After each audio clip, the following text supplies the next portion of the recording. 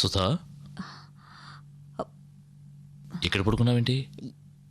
ఏం లేదు, రండి టిఫిన్ పెడతాను. ఆగు, ఇప్పుడు అదేమొద్దు. అరే, ఇంత జ్వరంగా ఉంటే నాతో చెప్పలేదేం సుధా? మామూలు జ్వరమేనండి, మాత్ర వేసుకున్నాను, అది తగ్గిపోతుంది. మీకు ఆఫీస్ వద్దు. టైం అవుతుంది. నువ్వు అలా కూర్చో, కూర్చో చెప్తాను, కూర్చో.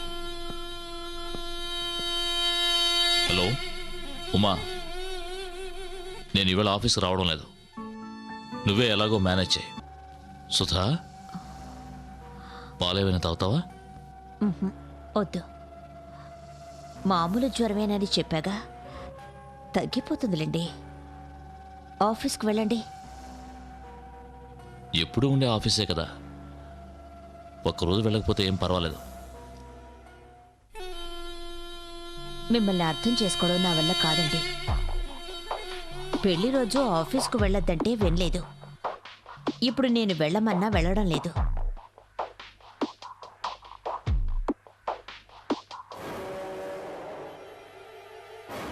అర్థం చేసుకోకపోయినా పర్వాలేదు, అపార్థం చేసుకోకుండా ఉంటే అదే చాలు.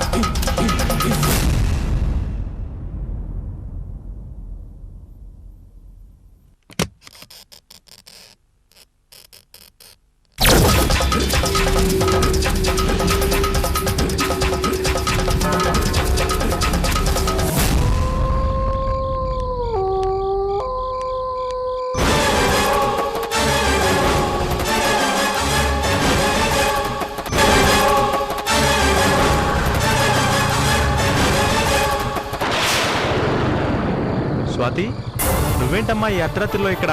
నిద్రలోంచి లేచొచ్చావా? దా దా దా దా, ఇంటికి వెళ్దాం అమ్మా, దా. ఏంటమ్మా, నీకు నిద్ర పట్టడం లేదా? ఇలా ఎప్పుడు ఒంటరిగా రాకూడదమ్మా. నేను వచ్చేసానుగా, పద ఇంటికి వెళ్దాం, సరేనా?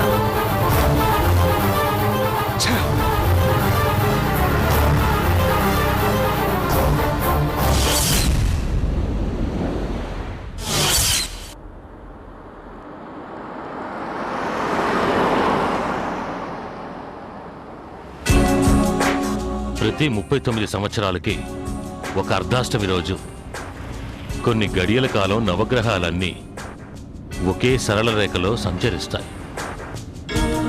అలా సంచరించే సమయంలో కొన్ని క్షణాలు ఈ విశ్వమంతా శూన్యమైపోతుంది. ఆ శూన్య క్షణాల్లో విశ్వంలో ఉన్న క్షుద్రశక్తులన్నీ ఏకరూపం దాల్చి విధ్వంసాన్ని సృష్టిస్తాయి.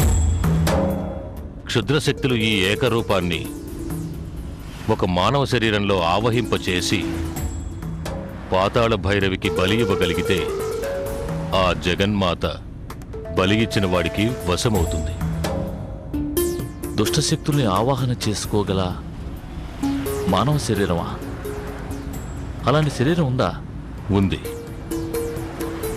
కానీ అలాంటి శరీరం గల వ్యక్తి 100 సంవత్సరాలకి ఒక్కసారే జన్మిస్తాడు.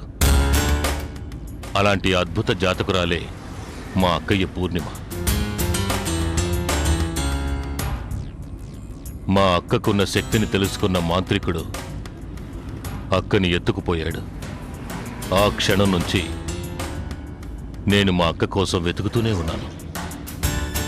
పాతాళ భైరవి గురించి రీసెర్చ్ ప్రారంభించాను.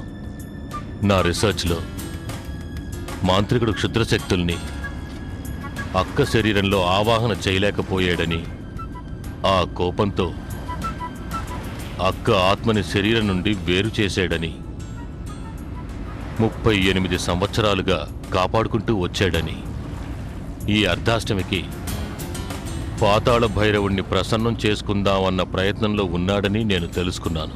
అవును, నా జాతకం మీకెలా దొరికింది? ఈ మధ్య పాతాళ భైరవి రీసెర్చ్లో ఒక భాగంగా ఒక పాడుపడిన బంగళాలో వెతుకుతుంటే అక్కడ 3 జాతకాలు దొరికాయి. ఆ జాతకులు ముగ్గురు మాంత్రికుణ్ణి అంతం చేయడానికి ఉపయోగపడతారని జాతకాలు వేసిన జ్యోతిష్కుడు తాళపత్రాల్లో రాసుంచాడు. ఆ 3 అపూర్వ జాతకాల్లో ఒకటి నర్మదది, రెండవది మీది, మూడవది బహుశా సిద్ధురాలు దయ్యుండాలి.